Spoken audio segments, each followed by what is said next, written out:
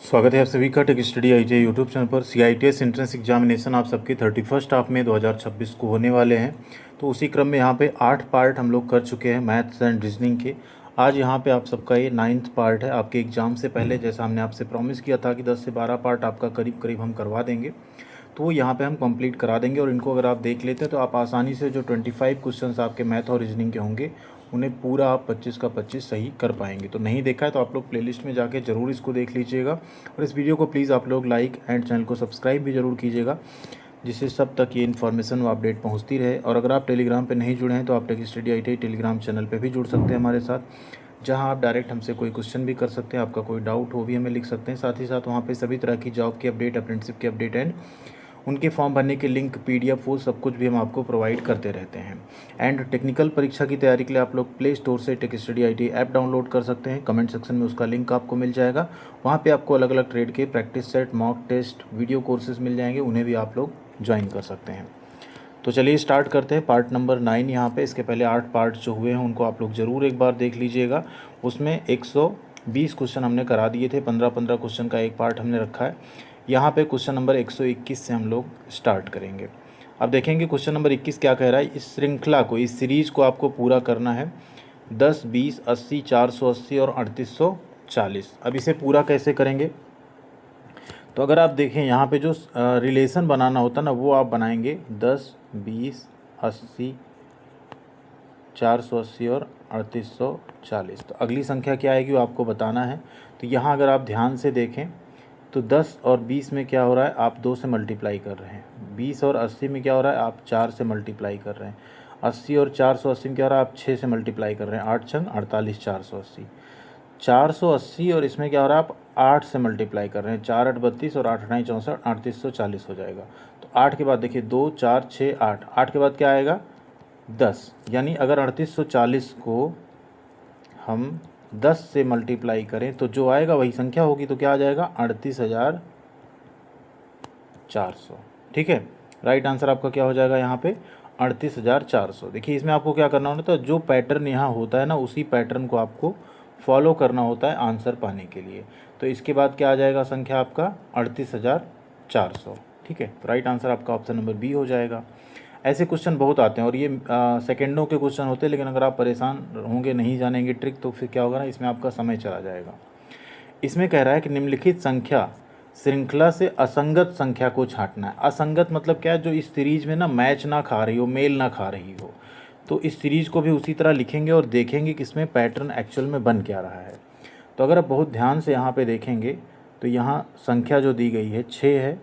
ठीक, 6 में अगर आप 2 से गुणा करें और 1 जोड़ दें तो क्या बन जाएगा, 6 दूनी 12, 1 13। ठीक है, अगली संख्या 22 है। 13 अगर आप यहाँ पे लिखें, नहीं मिस्टेक होगी यहाँ पे, ये पैटर्न आप नहीं फॉलो करेंगे। यहाँ पे ये जो बन रहा है, अब 6 के बाद 13 देखिए आ रहा है, तो 6 में कितना जोड़ें तो 13 हो जाएगा। 6 में आप 7 जोड़ते हैं तो 13 हो जाता है। अगला आप 13 लिखिए, 13 में कितना जोड़ रहे हैं तो 22 हो जा रहा है। 13 में 9 आप जोड़ते हैं तो 22 हो जाता है। पैटर्न इस तरह आपको खोजना पड़ता है। ठीक है, फिर आप 22 लिखें, 22 में अगर आप कितना जोड़ रहे हैं 33 हो जा रहा है, 11। ठीक है, फिर आप यहाँ 33 लिख लें, उसमें कितना जोड़ रहे हैं आप तो 46 हो जा रहा है। 33 में आप 13 जोड़ रहे हैं तो 46 हो जा रहा है। अब यहाँ आप 46 लिखें और ये पैटर्न के हिसाब से, ठीक है, 13 के बाद क्या आएगा 7, 2 9, 2 11, 2 13। अब यहाँ क्या आएगा 15। 46 में अगर 15 जोड़ेंगे तो बनेगा 61। ठीक, यानी 13 भी श्रृंखला को फॉलो कर रहा है, 22 भी फॉलो कर रहा है, 33 भी और 46 भी। लेकिन 60 जो यहाँ पे आ गया वो इसको फॉलो नहीं कर रहा है, क्योंकि हमको 15 ऐड करना है। 15 ऐड करने पे 61 बन रहा है, जबकि आ कितना रहा है यहाँ पे 60। तो यानी 60 जो है उस श्रृंखला में मेल नहीं खा रहा है। तो ये आपका यहाँ पे राइट आंसर हो जाएगा 60। नेक्स्ट है आपका क्वेश्चन, एक कॉलेज के 40% विद्यार्थी महाराष्ट्र से हैं और उनमें से 40% विद्यार्थी मुंबई से हैं। कॉलेज के कितने प्रतिशत विद्यार्थी मुंबई से हैं। काफ़ी अच्छा क्वेश्चन है। यहाँ देखिए कह रहा है कि हम यहाँ क्या करेंगे ना, मान लेते हैं कि कॉलेज में जो टोटल विद्यार्थी वो हैं 100। ठीक है, एक संख्या मान लीजिए 100। अब ये कह रहा है 40%, यानी 100 में से जो 40 विद्यार्थी वो कहाँ से हैं, महाराष्ट्र से। और फिर क्या कह रहा है, मुंबई से जो विद्यार्थी हैं वो क्या हैं, महाराष्ट्र के जो विद्यार्थियों की संख्या। अगर हम बात करें मुंबई के विद्यार्थियों की संख्या तो वो कह रहा है महाराष्ट्र, MH लिखते हैं, महाराष्ट्र के विद्यार्थियों की संख्या का 40%। 40% माने 40/100। महाराष्ट्र की संख्या कितनी आ रही, 40। एक्चुअल में हमें परसेंटेज निकालना है, तो इसको अगर हम गणितीय रूप में लिखें, मैथमेटिकल फॉर्म में लिखें, 40 × 40/100। महाराष्ट्र के विद्यार्थियों की संख्या कितनी आई थी, 40। उनका 40% 40/100 हो जाएगा। इसी को अगर हम सिंप्लीफाई कर दें तो कितना आ जाएगा, 4 चौक 16। यानी जो मुंबई से विद्यार्थी हैं 40%, उनकी कितनी यहाँ पे संख्या हो जाएगी, कितने प्रतिशत हो जाएंगे, 16%। एक्चुअल में ये होना चाहिए प्रतिशत, इन सब में प्रतिशत जो है लगा होना चाहिए, क्योंकि यहाँ पूछा कितने प्रतिशत विद्यार्थी मुंबई से हैं, तो 40% है, 40% का 40% आप निकालेंगे तो आ जाएगा 16%। ठीक, अगर यहाँ परसेंटेज ना पूछ के संख्या पूछता तो ये क्वेश्चन कॉम्प्लिकेटेड हो जाता, लेकिन चूंकि यहाँ भी परसेंटेज है, यहाँ भी परसेंटेज, और आपको संख्या भी परसेंटेज में पूछ रहा है, इसलिए क्वेश्चन बहुत ज़्यादा सिंपल बन जाता है। 40 का 40% आप निकाल दीजिए, 4 चौक 16, ऐसे ही आप सबको पता है, आसानी से आपको आंसर मिल जाएगा। अगला क्वेश्चन है, देखिए, लुप्त पद ज्ञात करें। अब इसमें से कौन सा पद जो गायब है लास्ट में, यहाँ क्या आएगा वो आपको ज्ञात करना है। तो कैसे ज्ञात करेंगे, यहाँ भी हम लोगों को पैटर्न खोजना होगा कि पैटर्न एक्चुअल में बन क्या रहा है। तो सबसे पहली संख्या तो चलो हो गई यहाँ पे 15। अगली संख्या कितनी आ रही, 31। अगर 31 को हम यहाँ देखें तो क्या बन रहा है, 15 × 2 + 1 = 31। 15 दूनी 30 + 1 = 31 हो गया। नेक्स्ट है संख्या यहाँ पे 64। अब 31 आया, 31 में भी हम सेम पैटर्न अगर अप्लाई करें, 31 दूना 62 और इसमें 2 जोड़ दें तो कितना हो जाएगा, 64 हो जाएगा। अगली संख्या हम लोग देखते हैं, 64 × 2 करें प्लस इसमें हम लोग क्या जोड़ देंगे, इसमें हम 3 जोड़ देंगे, तो 64 दूना 128 और 3 कितना हो गया, 131 हो गया। अब अगली संख्या क्या बनेगी, 131 × 2 प्लस अब क्या जुड़ जाएगा, 4। तो 131 का 2 में आप गुणा करेंगे कितना आएगा, 262, और 4 और जोड़ देंगे कितना आ जाएगा, 266, यानी 266 यहाँ पे आ जाएगा जहाँ क्वेश्चन मार्क है। ये पैटर्न क्या बना था, सब में आपने 2 से गुणा किया, पहले में 1 जुड़ा, दूसरे में 2 जुड़ा, तीसरे में 3 जुड़ा, चौथे में 4 जुड़ा, तो आपका ये संख्या बन के आ गई कितनी, 266। अगला क्वेश्चन, सीरीज का अगला पद ज्ञात करें। अब इसमें अगला पद आपका क्या आएगा वो आपको ज्ञात करना है। अब यहाँ फिर से आपको वही देखना होगा कि इसमें क्या पैटर्न बन रहा है। तो यहाँ अगर आप लिखेंगे ना, बड़ा इसका एक सिंपल सा पैटर्न बन रहा है। यहाँ अगर हम लोग इसको लिखें तो ये है 36, 40, 48, 60, 76 क्वेश्चन मार्क। 36 में आपने +4 ऐड किया, 40 हो गया। 48 में आपने +8 ऐड किया, 48 हो गया। +12 ऐड किया, 60 हो गया। +16 ऐड किया, 76 हो गया। 4 दूनी 8, 4 तीन 12, 4 चौक 16, 4 पंचे 20। 76 में 20 ऐड कर दीजिए, कितना आएगा, 76, 10 86, 10 96। यानी लुप्त पद आपका यहाँ पे क्या बनेगा, अगला पद 96। ऑप्शन नंबर कौन सा सही हो गया आपका, सी। नेक्स्ट है क्वेश्चन, एक कस्बे की आबादी 10,000 है। यदि पुरुष 5% तथा स्त्रियां 6% की दर से बढ़ें तो आबादी 10,540 होगी। कस्बे में कुल स्त्रियों की संख्या आपको बतानी है। यानी सबसे पहले तो आपको टोटल जो जनसंख्या है वो पता है, कितनी है टोटल जनसंख्या, कितनी होगी आपकी, 10,000। ठीक है। अब यहाँ कह रहा है, हम इसमें मान लेते हैं कि जो पुरुषों की संख्या है, ठीक, जो मेल की संख्या है, ठीक, इंग्लिश में रखते हैं उसको x अगर मान लें, तो फीमेल की संख्या कितनी हो जाएगी, चूँकि कुल संख्या 10,000 है तो उसमें से पुरुषों की संख्या घटा दो, 10,000 - x हो जाएगी। अब अगला स्टेप क्या कह रहा है कि हम पुरुषों की संख्या में 5% और स्त्रियों की संख्या में 6% की अगर वृद्धि कर दें, माने x में 5% की और 10,000 - x में अगर 6% की वृद्धि कर दें तो संख्या 10,540 होगी। तो इसकी वृद्धि प्लस इसकी वृद्धि अगर हम जोड़ें तो क्या होना चाहिए, 10,540 में से 10,000 घटा दो, यानी 540 के बराबर होना चाहिए। तो x का 5% क्या होगा, x × 5/100 प्लस फीमेल का क्या है, संख्या है 10,000 - x इंटू इसका कितना परसेंट कह रहा है, 6%, 6/100 बराबर कितना हो जाएगा, 10,540 - 10,000। ये हम क्यों कर रहे हैं 540, आप सबको पता है। यहाँ कह रहा है कि इनकी संख्या में हम 5% बढ़ोतरी कर रहे हैं, इसमें हम 6% बढ़ोतरी कर रहे हैं। तो x का 5% होता है x × 5/100 और इसका 6% होता है इतना × 6/100। वो कितना आएगा, बढ़ी हुई संख्या माइनस पहले की संख्या, ठीक है, तो वो आएगी 540। अब इसी को अगर हम लोग सिंप्लीफाई कर लें, सरल कर लें, तो हमें x का मान मिल जाएगा, और जो x का मान जब मिल जाएगा तो उसी में से 10,000 में से x घटा देंगे तो हमको स्त्रियों की संख्या मिल जाएगी। ठीक है, तो इसको चलो सिंपल सॉल्व करते हैं। तो ये बन जाएगा आपका 0.05x प्लस, अब यहाँ अगर आप देखें तो ये जो कटेगा, ठीक, 2 जीरो यहाँ अगर कट रहा है, मान लीजिए आपका एक केस में हम 100 से डिवाइड कर दे रहे हैं और 6 से अंदर गुणा भी कर दे रहे हैं, तो 100 गुणे 6 तो 600 हो जाएगा। ठीक, और 2 जीरो कट जाएंगे, माइनस x गुणे 6/100 अगर आप करेंगे तो ये बन जाएगा 0.06x। ठीक है, बन जाएगा बराबर कितना हो गया 540। अब 0.06x और 0.05x मिलके कितना हो जाएगा -0.01x। माइनस रहेगा क्योंकि 6 बड़ा है और उस पर माइनस का चिन्ह लगा है। 600 को इधर हम भेज दें तो क्या हो जाएगा 540 माइनस 600। अब माइनस 600 है और 540 है, चिन्ह माइनस का रहेगा, बचेगा कितना -60। तो माइनस माइनस तो कैंसिल हो जाएगा। x बराबर कितना हो गया 60/0.01, पॉइंट काट दो, कितना आ गया 6000। x का मान कितना आ गया 6000, तो y का मान यानी सॉरी फीमेल का मान कितना आएगा 10,000 माइनस x, यानी 10,000 में से 6,000 घटा दो तो कितना आ जाएगा 4,000। तो स्त्रियों की संख्या कितनी हो जाएगी कस्बे में 4,000। अगला क्वेश्चन है, एक दुकानदार ने 2 रेडियो 396 प्रति की दर से बेचे, खरीदे नहीं, ध्यान रखना। एक पर उसे 10% का लाभ हुआ तथा दूसरे पर 10% की हानि हुई। एक पे लाभ हुआ 10% का और दूसरे पे क्या हुई, हानि हुई। तो वो पूछ रहा है कि निम्न में से कौन सा कथन सही है। ध्यान देना, वो 396 में दोनों रेडियो बेच देता है, एक पे लाभ होता है 10% का और दूसरे पे हानि होती है 10% की। अगर ऐसा कभी एक क्वेश्चन आपको मिले जिसमें लाभ और हानि सेम हो रहा है और विक्रय मूल्य समान हो, तो इसका एक फार्मूला होता है और ऐसे सौदे में हमेशा हानि होती है। तो ये तो पहले ही कट जाएगा, ये भी पहले कट जाएगा, ये भी पहले कट जाएगा। एक चीज़ तो पहले जान लो कि ऐसे सौदे में हमेशा हानि होगी जहाँ पे विक्रय मूल्य सेम हो और उसे सेम लाभ और सेम हानि पे बेचा जाए, तो हानि ही होगी। तो ऐसे ही आपको पता चल गया कि ये सही है। लेकिन कैसे सही है, तो इसका एक शॉर्टकट में फार्मूला होता है, लॉस का परसेंटेज यानी हानि का प्रतिशत बराबर होता है x², x माने ये बता रहे हैं हम प्रतिशत, ठीक है, बटे 100। अब x² कितना हो जाएगा 10 और 10, यहाँ दोनों जहाँ 10 ही है तो 10 का स्क्वायर बटे 100। 10 का स्क्वायर क्या होता है 100, 100 बटे 100, तो कितना आ गया ये 1%।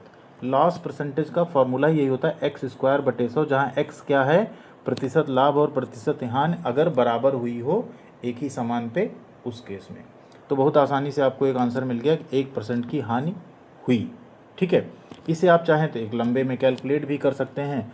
उसमें आपको क्या करना होगा, पहले रेडियो का विक्रय मूल्य निकालना होगा, फिर पहले का क्रय मूल्य निकालना होगा। ठीक है, जैसे 10% पे बेचा गया ना, तो उसमें से आपका माइनस करना होगा ना, 396 का उसका 10% 36 होता है, तो क्रय मूल्य कितना हो जाएगा, चूँकि आपको 10% का लाभ हुआ है, 396 का 10% कितना हुआ, इस पर जब आप निकालेंगे तो इसका एक फार्मूला बनेगा ना, 396 गुणे 100 बटे 10% का चूँकि लाभ हुआ है तो 100 + 10 यानी 110। इसको जब आप डिवाइड करेंगे तो आपको मिलेगा 360, मतलब पहले का क्रय मूल्य हो गया 360। अब दूसरे का विक्रय मूल्य निकालना होगा, आपको पता ही है विक्रय मूल्य पहले से, लेकिन 10% की हानि हुई है। उस केस में फार्मूला बनता है 396 गुणे 100 बटे 100 माइनस अब 10 हो जाएगा, तो ये 90 हो जाएगा। इसे आप निकालेंगे तो ये आ जाएगा 440। ठीक, अब देखें अगर विक्रय मूल्य यहाँ पे दोनों का क्रय मूल्य अगर आप मिला लेंगे तो ये हो जाएगा आपका 4 3 700 6 4 10, कितना हो जाएगा टोटल 800। अब क्रय मूल्य 800 हुआ और आपने बेचा कितने कितने में 396 + 396, क्रय मूल्य कितना आया दोनों का 800। ठीक, आपने बेचा कितने में 396 में दोनों, यानी 2 से मल्टीप्लाई करें तो कितना हुआ 792।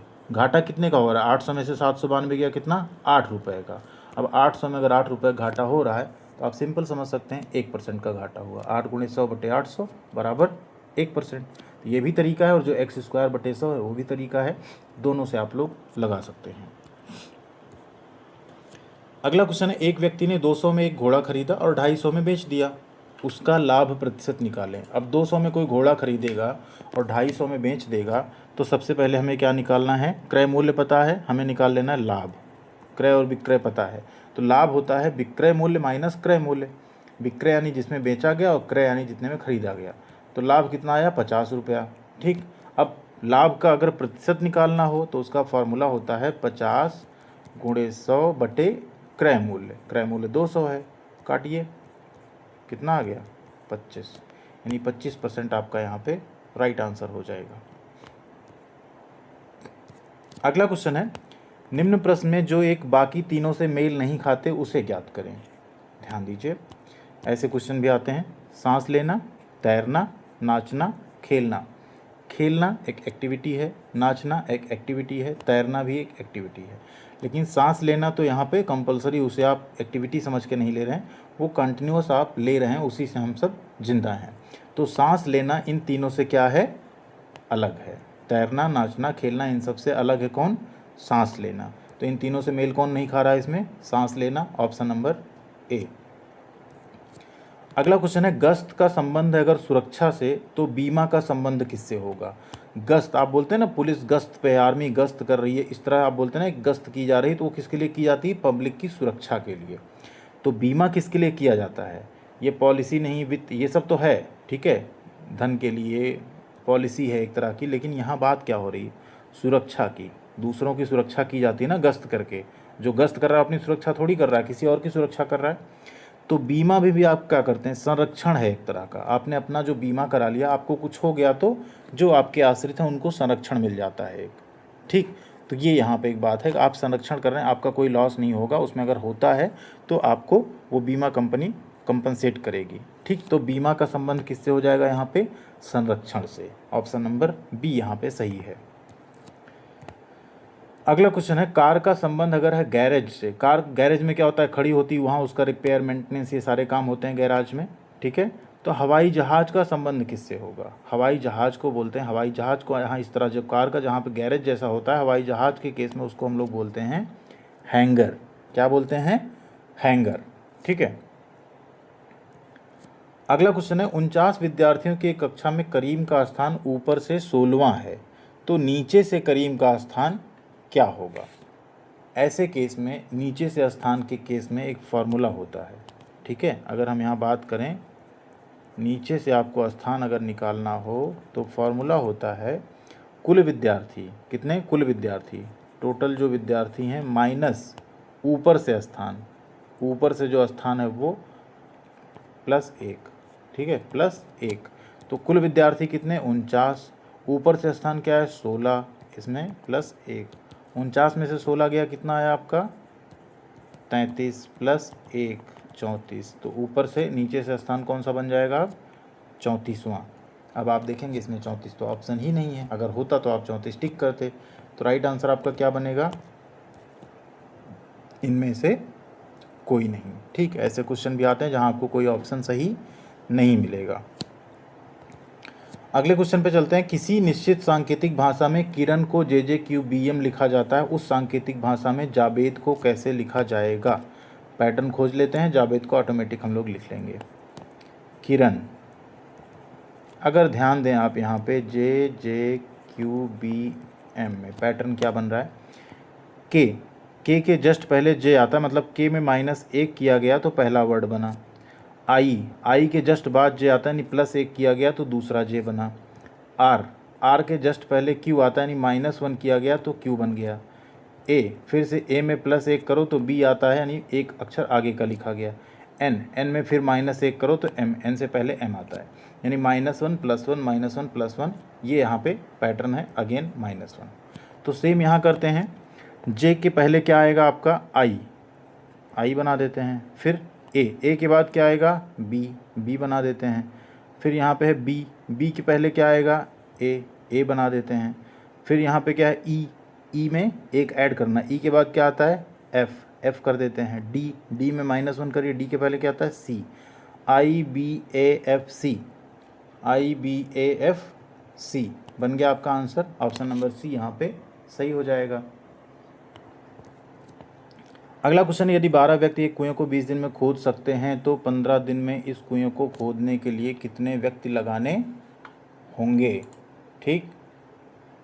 यदि 12 व्यक्ति कुआं कितने दिन में खोद रहे हैं, तो यहाँ पे लिखते हैं 12, ठीक, 12 व्यक्ति, 12 पर्सन, ठीक।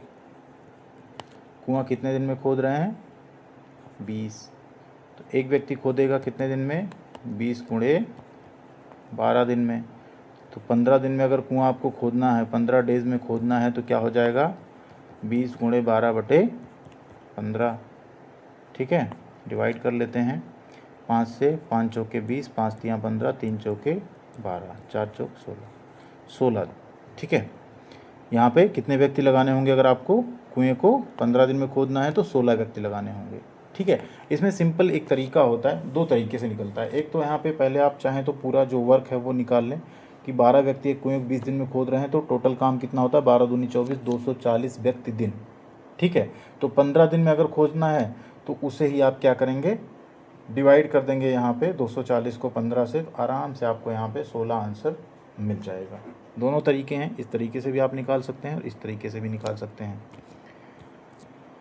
अगले क्वेश्चन पे चलते हैं। अगला क्वेश्चन है, अरुण ने कहा यह लड़की मेरी माँ के पोते की पत्नी है।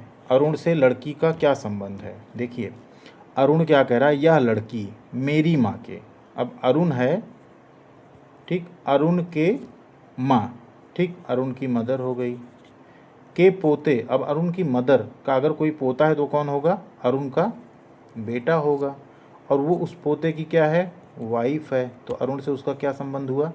अरुण उसका हुआ ससुर। ठीक है, तो राइट आंसर क्या हो जाएगा? ऑप्शन नंबर डी, ससुर। ठीक, फादर इन लॉ हो गया अरुण यहाँ पे। तो ये थे आपके बेहतरीन 15 क्वेश्चन जो आपको CITS एंट्रेंस एग्ज़ाम में मिल सकते हैं, मिल भी सकते हैं। इनसे मिलते जुलते क्वेश्चन आ सकते हैं, थोड़े से पैरामीटर बदल के। तो इनको आप लोग ज़रूर पर देखिएगा, अपने दोस्तों के साथ भी सभी के साथ शेयर कीजिएगा, जिससे सबको लाभ मिल सके। अगला पार्ट भी प्रिपेयर है, वो भी आपका आज ही शाम तक आपको मिल जाएगा चैनल पे, एंड बाकी भी जो बचे हुए पार्ट हैं वो भी आपको एग्ज़ाम से पहले हम प्रिपेयर करके दे देंगे। तो आप लोग ज़रूर अपनी बेहतरीन तैयारी कीजिए। एंड साथ ही साथ एक और अपील होगी आप सबसे, प्लेलिस्ट में जाइएगा, वहाँ पे आपको अलग अलग ट्रेड की प्लेलिस्ट मिल जाएगी, जैसे fitter, electrician, electronic mechanic, MMB, plumber, welder, उनकी भी पढ़ाई आप वहाँ से कर सकते हैं एंट्रेंस एग्ज़ाम के लिए।